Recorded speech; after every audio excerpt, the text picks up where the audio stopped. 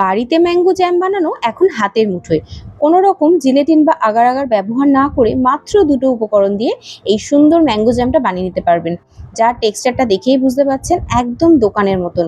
খুব সুন্দরভাবে এটা সেট হবে, কোনো রকমভাবেই নষ্ট হবে না। পুরো ১ বছর এটাকে আপনারা ফ্রিজের মধ্যে রেখে সংরক্ষণ করে রাখতে পারবেন। তো একবার বানিয়ে নিলে আপনাদের কিন্তু ১ বছরের টেনশন পুরোপুরি গায়েব। আর তার সাথে এটা বানানো কোনো ঝামেলা নেই। ভীষণ সহজ রেসিপি, আর এতে যে অনেক উপকরণ লাগে তা না।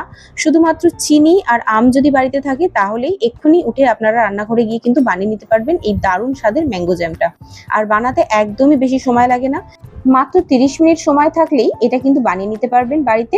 আর সাথে থাকছে কিছু টিপস অ্যান্ড ট্রিক্স, যেগুলো ফলো করলে আপনাদের আগার আগার জিলেটিন কিছুই প্রয়োজন হবে না। শুধুমাত্র চিনি দিয়েই আমের সাথে এই সুন্দর ম্যাঙ্গো জ্যামটা বানিয়ে নিতে পারবেন।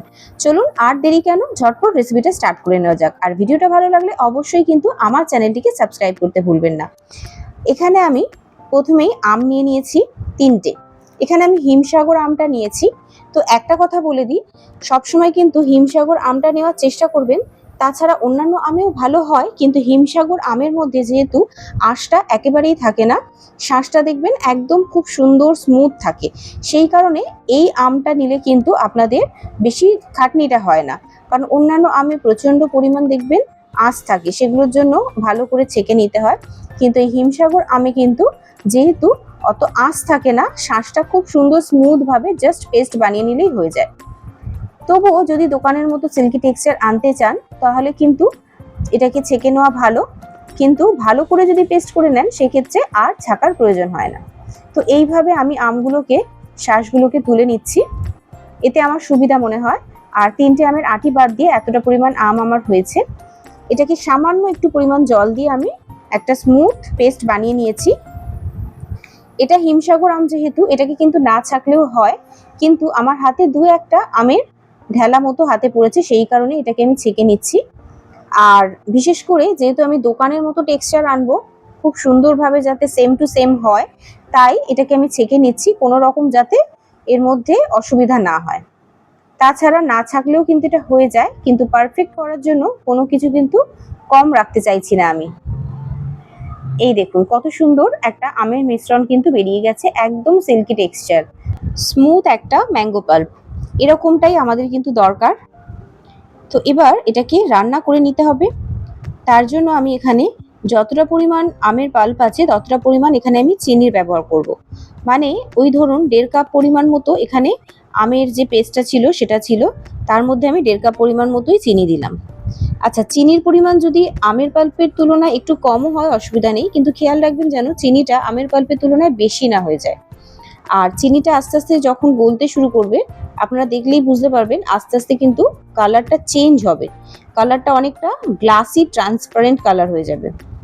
আর অনেকটাই দেখবেন চিনিটা গলে গিয়ে জল ছেড়েছে।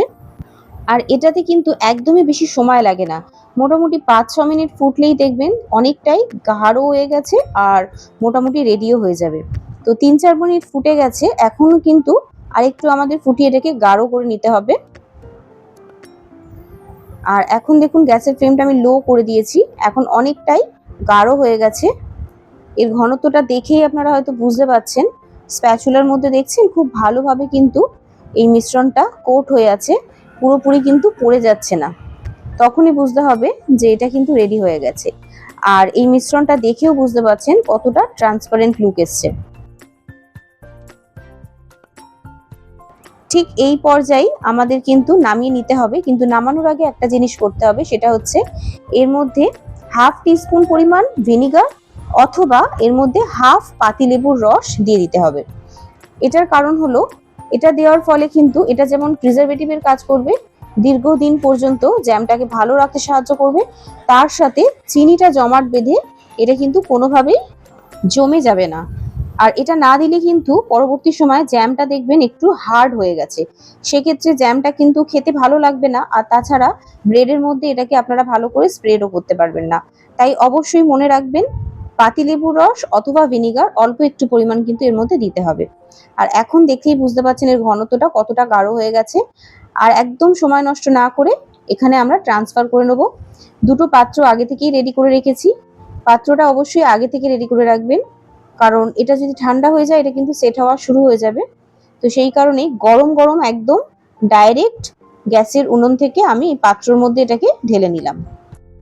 এবার আর কিছুই না, সব কাজ শেষ, শুধু এটাকে ঠান্ডা হতে দিতে হবে। এটা ঠান্ডা হলে অটোমেটিক নিজে থেকেই সেট হয়ে যাবে। ফ্রিজে রেখে যে সেট হতে হবে তা নয়, বাইরে নর্মাল রুম টেম্পারেচারেই কিন্তু এটা খুব সুন্দরভাবে সেট হয়ে যাবে। শুধু এটাকে ঠান্ডা হওয়া পর্যন্ত অপেক্ষা করতে হবে।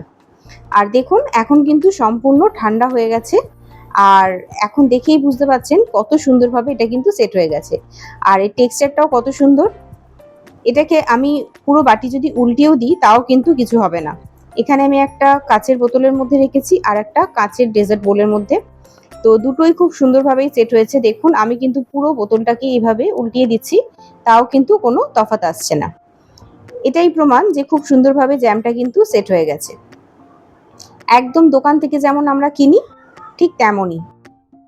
একটা পারফেক্ট জ্যাম তখনই হয় যেটা খুব সুন্দরভাবে সেট হয়ে যায়, আর তার সাথে সাথে এমন শক্তও না যে সেটাকে ব্রেডের মধ্যে স্প্রেড করা যাবে না।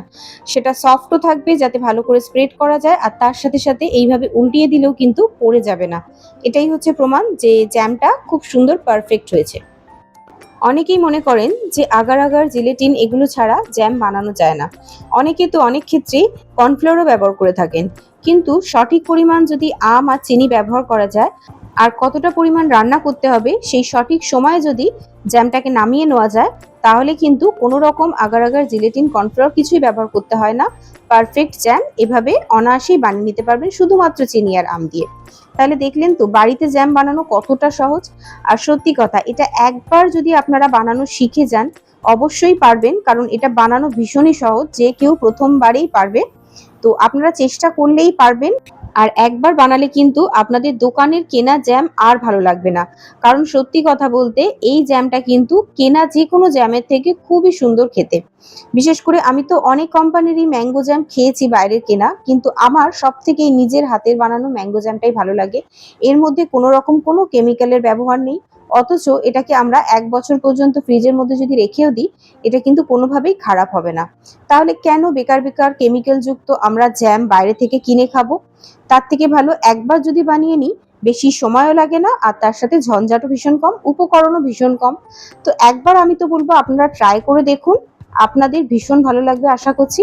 আর ভিডিওটা ভালো লাগলে অবশ্যই কিন্তু আমাকে কমেন্টে জানাবেন যে আপনাদের কেমন লাগলো। রেসিপিটা ট্রাই করে সেটাও আমাকে জানাবেন যে আপনাদের কেমন হয়েছে। আর ভালো লাগলে অবশ্যই চ্যানেলটিকে সাবস্ক্রাইব করে দেবেন, ভিডিওটা একটা লাইক করে দেবেন। আর এরকমই নতুন নতুন রেসিপি নিয়ে আবার আপনাদের কাছে চলে আসবো। আর অবশ্যই একটা কথা, যে যে টিপসগুলো আমি বলে দিলাম সেগুলো ফলো করবেন, আপনাদেরও কিন্তু এরকমই পারফেক্ট একটা জ্যাম রেডি হবে। তাহলে আজকের মতো এতটাই, আবার দেখা হবে, টাটা।